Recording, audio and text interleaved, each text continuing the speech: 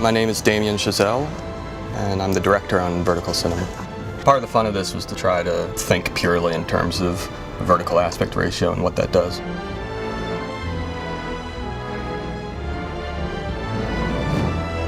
I just think back to when I was a kid, playing with much less sophisticated technologies than the phone, little old VHS camcorders or things like that, and just trying to do my version of Hollywood movies with what I had.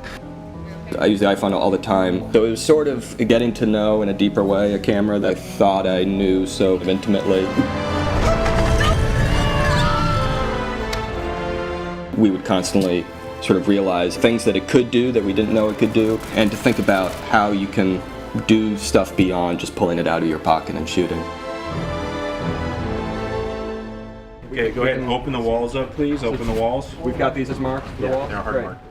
There's the accessibility of the phone that hopefully, a little movie like this throws out a few ideas out there that people could then play with literally on their own or at home or in their backyards. The spirit of it, of trying to just throw things at the wall and see what sticks, not just with stories or what the content on screen is, but how you capture it and what the form is.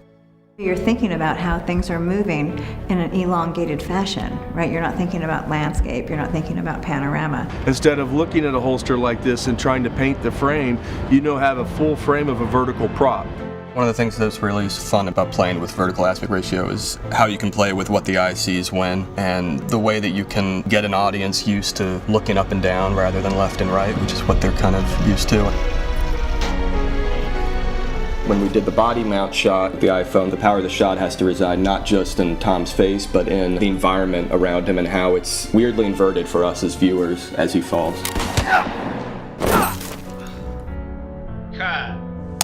Like any camera, it's full of quirks and personality and sort of hidden little secrets.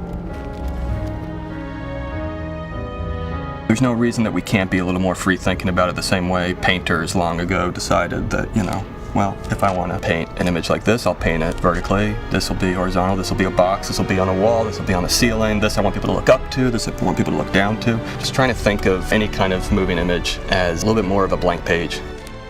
That's another thing that can really differentiate shooting a movie with an iPhone versus shooting around your house sort of casually with your iPhone, is to just try to make choices that feel deliberate, and that's almost all you need.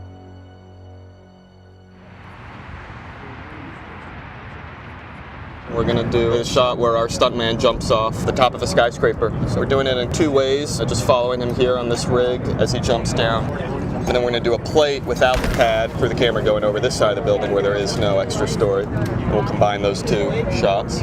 Lots of kinks to figure out, but we're getting there. It's fun. When you're shooting, ultra wide on the iPhone, that's where you get the real feeling of the parallax changing. It's always a little more of that kind of punch in the gut sort of feeling. Most of the time we're coming from elevation or going to elevation, so we're jumping off of something, flipping down from something, twisting down from something. So to have this vertical frame, it really gives them the perspective of what we're doing. Okay, just stand there. That's your kiss spot. I definitely think this little piece we're doing is just a beginning step in terms of experimenting. There's a lot more that can be done, and it's just a beginning to maybe show some of the options that can be played with, and there's many more that can be added to the mix later on. Now, we're going to see something genius from some young boy or girl that's going to inspire us.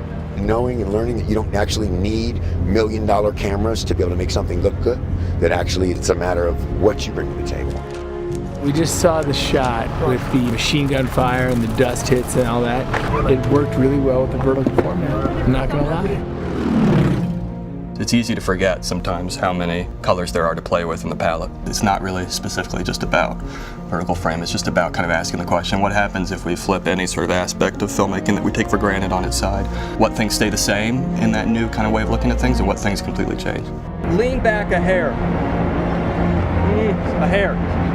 Yeah, that's great. I think this is less also about trying to tailor yourself to one specific aspect ratio. I think it's just maybe trying to encourage people to think outside the box, period.